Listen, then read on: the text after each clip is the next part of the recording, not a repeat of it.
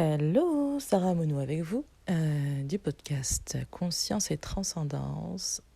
Je vous espère au mieux. Aujourd'hui, on va parler du burn-out. C'est vraiment un sujet qui nous a touchés plus ou moins une fois dans notre vie. Personnellement, j'en ai vécu un. Et du coup, je vais essayer de mettre des mots sur ce processus parce que ça n'arrive pas du jour au lendemain. C'est une forme de fatigue de terrain, on va dire, qui s'installe progressivement parce qu'on n'écoute pas les signaux d'alarme et parce qu'on écoute cet instinct de survie qui pousse à la sécurité plutôt que les élans et les désirs de notre âme. Alors je dis pas que c'est facile, évidemment, ça se saurait, sinon on n'en arriverait pas à cette situation extrême. Mais déjà quand on est en burn-out, c'est qu'on est vraiment dans l'espace du mental, dans un espace qui est restreint et qui nous fait simplement répondre à quelque part nos besoins vitaux et nos instincts de survie. Donc quand je reste dans un environnement nocif, qui devient toxique. Alors c'est pas nécessairement les autres, mais quand vous n'êtes plus à la bonne place, en fait, ça devient toxique pour vous, tout simplement. Après, ça peut passer par le biais d'un collègue, ça peut passer par le biais de n'importe quoi. De toute façon, la vie vous mettra toutes les situations possibles et imaginables pour rendre le terrain encore plus toxique jusqu'à ce que vous lâchiez, en fait, et que vous acceptiez enfin d'être à votre juste place. Donc, en fait, ce qui fait mal dans le burn-out, c'est la résistance. La résistance à s'écouter, la résistance à prendre davantage en considération les désirs de son âme et ses envies, plutôt que l'aspect sécuritaire qui vient répondre à des besoins financiers, on va dire, très souvent. Donc, ça nous demande d'être à l'écoute de la petite voix à l'intérieur qui,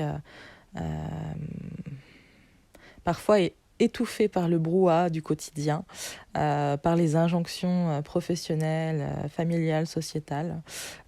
Donc on a cette petite voix qu'on n'entend plus. Et d'ailleurs, c'est dans ces moments-là qu'on se sent le moins vivant. Parce que la voix, elle correspond aussi au désir de l'enfant intérieur, c'est faire ce que j'aime et du coup ça me rend vivant. Et quand je ne fais plus ce que j'aime et que je ne suis plus à la bonne place, mon âme passe par les messages du corps en désertant, on va dire, en désertant en termes de... c'est notre âme qui alimente notre corps. Alors évidemment, dans notre hygiène de vie, on va avoir plus ou moins de vitalité. Et de naissance aussi, on n'a pas tous la même vitalité, voilà, de base. Mais c'est notre âme qui continue d'alimenter notre corps. Et quand on n'est plus à l'écoute de cette petite voix, quand on n'est plus à notre place et qu'on décide de rester quand même, on est en résistance avec les désirs de notre âme. Et donc notre âme, qu'est-ce qu'elle fait ? Alors c'est pas du tout pour nous punir, mais c'est vraiment pour nous dire qu'on n'est plus du tout à la bonne place et qu'il y a autre chose de mieux qui nous attend en fait. Donc c'est jamais pour punir, c'est jamais pour dire tu l'as mérité, t'aurais dû partir avant. On n'est pas dans un espace culpabilisant ici, loin de là, surtout pas d'ailleurs. On a assez avec tous nos conditionnements familiaux, religieux, sociétaux et j'en passe. Et donc c'est hors esprit de culpabilité. Mais c'est de se poser la question de quoi j'ai vraiment envie. Et on nous a appris aussi, conditionnés très jeunes, à nous dire non mais on ne te demande pas de faire ce que tu aimes, on te demande d'aller là où il y a du travail en fait, là où il y a des filières qui recrutent en fait. Donc il y a cette espèce de dichotomie, cette ambivalence ressentie entre j'écoute mes désirs mais non mais j'ai pas le droit d'écouter mes désirs parce que j'ai été conditionnée à écouter plutôt les besoins financiers. Mais sauf que en ayant comme moteur le fait de bien vivre ou même simplement de survivre, parce qu'en général on est dans une forme de... Bon, ça dépend. On peut quitter une situation où on est très bien rémunéré et c'est plus possible, mais on peut aussi être pris dans les factures à payer et tout ça nous mène dans une espèce de cycle infernal en fait. Et c'est un cercle vicieux quelque part de ah mais j'ai pas assez donc il faut que je travaille et voilà. C'est ce qu'on appelle la rat race. C'est travailler, oui mais j'ai presque plus d'argent mais il faut que je retravaille pour payer le loyer du mois prochain ou ou enfin voilà, ou peu importe les traites du crédit, ou peu importe ce qu'il en est. Donc il y a cette espèce d'aliénation créée par le mental et le besoin de survie qui est entretenu par les médias, entretenu par les entreprises, voilà, en fonction de l'endroit où vous travaillez. Hein. Il y a des entreprises qui sont à un autre niveau de conscience, on va dire, hein, mais la plupart n'en sont pas là. Et donc le tout, ça va être de laisser, parce qu'en fait, on croit qu'on est seul au monde quand c'est comme ça, parce que le mental se croit divisé de tout, se croit séparé de tout. Mais à aucun moment, la vie ne nous abandonne. C'est juste qu'on a oublié, on est dans une autre configuration qui ne nous permet plus de voir ça.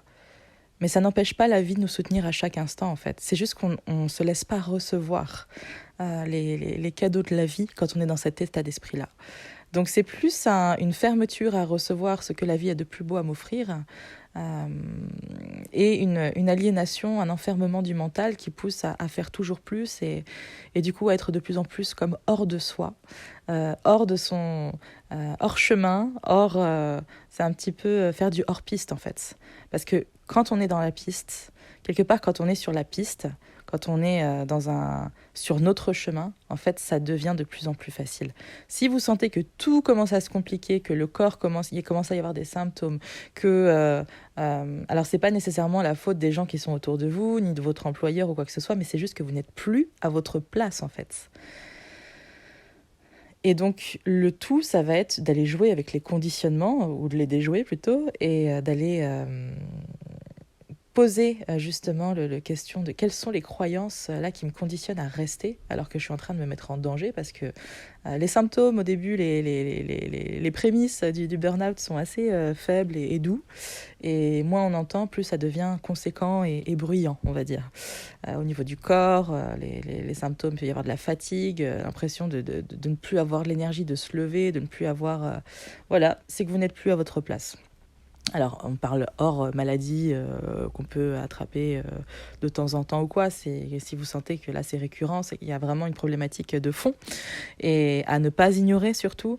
Et en fait, c'est aussi surtout une question d'amour de soi. Ok, je saute dans l'inconnu, je ne sais pas tout de suite ce qu'il y a derrière, mais je mets en place quelque chose pour me sortir de cette situation, alors rupture conventionnelle ou autre, ou démission, et de se dire que la vie a un autre plan pour soi en fait. Et que on ne meurt pas de ne pas avoir un loyer. Par contre, on peut se tuer à la tâche, mais littéralement se tuer à la tâche et se déclencher des maladies qui, du coup, qui nous prendront plus qu'un mois de repos là. Donc, ça demande de prendre le temps pour soi. Si vous avez besoin de vous faire arrêter 1 mois, 2 mois, 3 mois, enfin voilà. Le but, c'est pas de laisser traîner les choses non plus. Mais il y a un moment où vous ne pouvez plus, en fait. Vous ne pouvez plus aller plus loin. Il y a quelque chose qui... Ça fait déjà un moment que vous n'êtes plus sur le chemin et du coup, c'est la résistance au changement qui crée l'état de burn-out. Donc, quand on suit ce qu'on appelle son flow, donc c'est vraiment son énergie créatrice, son essence de vie. Quand on suit cette essence de vie, on est toujours au bon moment. Et on est dans un état de lâcher prise et de laisser être. On n'est pas dans un état de résistance. C'est un état qui est vraiment doux pour soi. C'est un état, un espace où on prend soin de soi, en fait. C'est un état d'être où on prend soin de soi. Et le burn-out, ça demande aussi d'aller se poser la question de sa valeur, en fait. Quelle est la valeur que je me donne pour me tuer à la tâche pour de l'argent? Ça veut dire que je représente quoi, finalement? C'est un petit peu, ça me fait penser un peu à de la chair à canon, vous savez.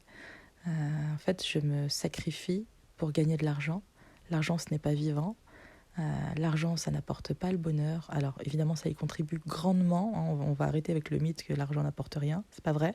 Dans cette société, c'est pas vrai du tout. Et on vient expérimenter justement l'expérience de l'argent. Donc, on peut arrêter de porter un regard... voilà, un regard aussi négatif comme quoi l'argent c'est la raison de tous les malheurs. Je ne suis pas du tout certaine de ça et je ne le crois pas du tout.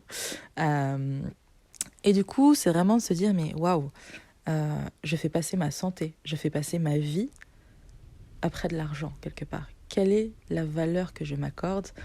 Est-ce que j'ai suffisamment d'amour pour moi à ce moment-là pour prendre la juste décision? C'est juste une question d'amour de soi. Là, vraiment, à un moment donné, c'est si moi je ne prends pas soin de moi, si moi je ne prends pas cette décision, personne ne peut la prendre à ma place. Et le tout, ça va être de se reconnecter petit à petit. Parce que, en fait, ce qui empêche aussi beaucoup de passer à autre chose lors d'un burn-out, de ce que je ressens, il y a beaucoup la culpabilité d'être parti et la culpabilité à la fois de s'être laissé traiter soi-même de cette façon-là et de ne pas s'être écouté. Et donc ça crée une double culpabilité qui crée de la résistance à retrouver de la joie, du plaisir, des désirs rapidement. Parce qu'en fait, on pourrait shifter cet état-là et connecter à un état en se disant waouh, maintenant c'est bon, je m'autorise vraiment plus de plaisir, plus de joie, plus de rire.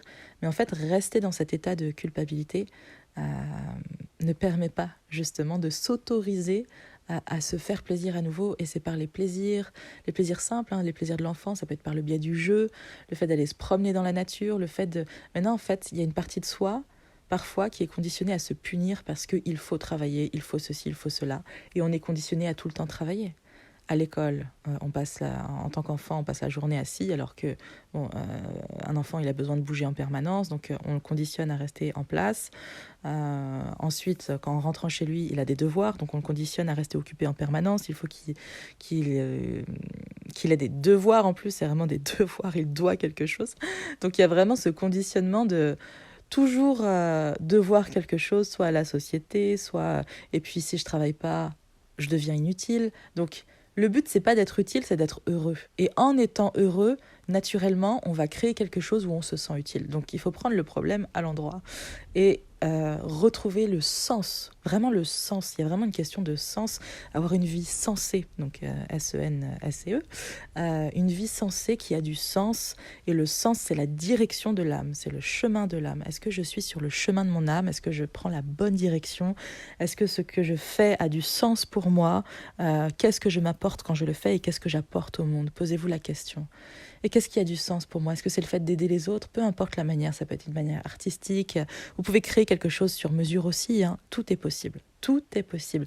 Ça nous demande simplement de sortir de l'espace du mental qui, lui, va avoir tendance à dire non, soit t'es boulanger, soit t'es caissier, soit t'es médecin, soit t'es chirurgien, machin. Enfin, non. En fait, il y a énormément de possibilités. Il faut sortir des étiquettes et du cadre absolument légitime parce que vous avez eu tel diplôme, il faut rester dans ce secteur-là. Pas du tout, il y a des choses que vous pouvez créer juste en étant vous-même, vous allez attirer naturellement les choses parce que ça devient plus facile, c'est qui vous êtes à l'instant T et c'est les désirs de votre âme. Donc je vous invite vraiment à être à l'écoute, même quitte à passer par la culpabilité. Il y a une fleur de bac qui est assez intéressante, hein. Les fleurs de bac, je vous rappelle que il existe 38 fleurs de bac différentes. Et 38 ou 39, j'ai un doute. Donc chacune correspond à un état émotionnel et vient traiter soit un aspect chronique, soit un aspect qui correspond davantage au terrain, donc plus en profondeur. Et au niveau de la culpabilité, si c'est vraiment ce qui entrave justement la recherche du plaisir, de la sensualité dans le sens je parle pas d'une sensualité comme on l'entend en général, mais dans le plaisir des sens, reprendre plaisir à bien manger, reprendre plaisir à sentir des fleurs, à ressentir le soleil caresser sa peau, le vent. Vous voyez ce que je veux dire? C'est vraiment revenir au plaisir du corps en fait. Et si c'est la culpabilité qui est une entrave à la sensualité, il y a la fleur de bac, pine, donc le pin, qui vraiment accompagne en cas de grosse culpabilité. Donc, ce sont des petites gouttes à mettre soit sous la langue, soit dans l'eau. Vous trouverez la posologie sur la boîte. Et du coup, ça peut vous aider à moins culpabiliser et à accéder plus facilement au désir de votre âme, au désir de l'enfant en vous qui a besoin de jouer, qui a besoin de s'animer, qui a besoin d'être au bon endroit. Et c'est chouette aussi parce que vous savez, des fois on parle du caprice de l'enfant ou ouais mais les enfants, il y a quelque chose de très capricieux parce qu'il faut tout de suite à l'instant T. Mais en fait, il y a quelque chose qui nous sauve là-dedans parce que si on écoutait vraiment les désirs de l'enfant, et qu'on ne voyait pas ça, alors je parle de l'enfant intérieur en tant qu'adulte, et qu'on ne voyait pas ça comme un caprice, en fait, il vous dit tout de suite là, quand c'est plus bon, en fait, quand c'est plus aligné. Il le dit d'une manière tranchée. Nous, on l'interprète avec notre mental en tant qu'adulte en se disant « Oui, mais là, dis donc, c'est vraiment un caprice d'enfant. » Donc on pose un jugement sur les désirs de notre âme qui passent par le biais de la joie, par le biais de ce qui nous fait plaisir, par le biais de se sentir utile, de se sentir valorisé, de se sentir... parce qu'aussi, quand on est au bon endroit, en fait, euh, comme tout vibre en soi, on a aussi la reconnaissance des autres et on se sent valorisé pour ce qu'on fait, pour ce qu'on donne, pour ce qu'on apporte, peu importe la profession. Ça peut être de la profession, peu importe. Il n'y a pas besoin d'être dans le service à l'autre ou d'être dans l'aide ou dans la thérapie. En fait, quand vous êtes au bon endroit et que vous le faites en étant dans la joie, bah, en fait, ça rayonne. Vous rayonnez. Et les gens vous apportent comme en miroir ce rayonnement, en fait, et vous valorisent par votre propre rayonnement, en vous renvoyant votre propre rayonnement. Donc il y a vraiment à s'écouter, à écouter les élans de son âme, de l'enfant en soi. Qu'est-ce que j'ai envie, qu'est-ce qui me fait plaisir, qu'est-ce qui me motive, en fait, qu'est-ce qui me donne de l'énergie. Allez là où vous sentez que l'énergie est abondante. Si vous êtes dans votre situation au bureau et que, enfin voilà, il n'y a plus d'énergie depuis longtemps et que vous y allez à reculons, c'est qu'il y a vraiment quelque chose qui n'est plus bon pour vous, quoi. Et plus tard vous allez partir, et pire ce sera, parce que vous savez, c'est comme ne pas respecter ses limites. À un moment donné, on va trop loin, et on va trop loin dans des couches en profondeur qui quelque part attaque notre propre intégrité. C'est-à-dire que je suis tellement plus dans l'amour de moi que je viens dans mes corps subtils, on parle de corps subtils jusque dans le corps physique, je viens m'atteindre moi-même par mon non-positionnement, par ma non-autorisation à me choisir, à choisir ma santé, à choisir quelque chose qui a du sens pour moi. Et comment dire ça y est, j'ai perdu le fil. Bon, pour ceux qui ont l'habitude de m'écouter, vous savez que ça vient et ça part très rapidement. Mais voilà, il y a vraiment ce revenir à l'amour pour soi et se dire, voilà, pour quelqu'un d'autre, quel conseil je donnerais en fait ? Est-ce que je serais dans mon comportement, si c'était pour ma fille ou mon fils, peu importe, imaginez que votre enfant a, je sais pas moi, 20-30 ans, qu'est-ce que je lui conseillerais ? Et est-ce que je suis dans l'application de ce que je conseillerais ? Et c'est vraiment une invitation à être, voilà, qu'est-ce que vous diriez à votre meilleure amie si elle était dans cette situation ? À devenir votre meilleure amie, en fait, parce que personne d'autre que vous ne peut choisir et ne peut partir. Donc c'est une invitation et une autorisation à partir par amour pour soi et pour se réaliser, pour écouter les élans de son âme, pour retrouver de la joie, pour retrouver de l'engouement, pour retrouver de la vitalité aussi, hein, parce que ça c'est la première chose qui part, la vitalité. Il n'y a plus de jus. Il n'y a plus de jus parce que ce que je fais ne m'anime pas en fait. Et comme ça ne m'anime pas, bah, c'est comme des batteries qui ne se rechargent pas. Donc c'est, voilà, on est à plat en permanence, et donc on recharge un tout petit peu, mais on est très vite à plat. Voilà. On pourrait dire que une batterie, elle ne peut pas se recharger. Si on prend une batterie de voiture, elle ne peut pas se recharger sans un alternateur. Et là, on pourrait mettre l'alternateur, enfin par analogie, l'alternateur, ce serait notre âme en fait. C'est comme si notre âme s'était coupée quelque part un peu de notre corps, dans l'apport en énergie, pour nous faire comprendre qu'il y a quelque chose qui ne va pas. Et donc la batterie est tout le temps à plat, quoi. Tout le temps à plat, jusqu'au moment où on peut vraiment plus. Et à ce stade-là, il y a une forme de honte parce que on s'autorise pas à partir, mais du coup on se croit faible parce qu'il faut partir, parce que je suis pas bien, parce que ma santé, parce que ceci, parce que cela. Donc là, je vous raconte pas le mental, comment il s'agite, il sait bien faire. Et du coup, en plus, il n'y a plus de vitalité, il n'y a plus rien. Donc il y a vraiment, moi je vous invite vivement à partir. Alors, toutes les situations ne demandent pas à partir. Des fois, c'est un changement de regard sur la situation qui suffit pour redonner de la vitalité et retrouver des élans et retrouver sa joie et son engouement. Et parfois, il faut vraiment partir parce que c'est pas du tout adapté. Et vous allez le savoir assez rapidement. Mais le but est de ne pas résister le moins possible, vraiment. Et accepter d'avoir du temps pour vous. avoir du temps pour soi, c'est indispensable pour écouter les élans de son âme. C'est indispensable. Ne rien faire, être simplement à l'écoute, vivre le silence. C'est dans le silence qu'on s'écoute le mieux, qu'on s'entend le mieux. Donc, il y a vraiment à se déculpabiliser du fait « Ah bah je fais rien, il faut toujours que je sois en train de faire quelque chose. » Non, il y a vraiment une invitation au silence, au repos et à être pleinement là en fait. Et là, vous savez ce qui est juste pour vous. Parce que vous laissez votre petite voix s'exprimer à travers le silence et vous vous mettez dans un état d'esprit qui est prêt à l'accueillir en fait. Voilà, bon j'espère que ça vous aura apporté un petit peu. Je vous remercie pour vos commentaires, votre soutien, voilà, de toutes les manières qu'ils soient. Je vous embrasse très très fort. Prenez soin de vous, prenez des décisions qui vous honorent, qui vous contribuent, qui vous célèbrent parce que vous êtes précieux et unique. Il n'y en a pas deux comme vous, donc prenez conscience de ça et apportez-vous toute la douceur et voilà, et l'amour dont vous avez besoin. Je vous embrasse très fort et je vous dis à très bientôt pour un nouvel épisode.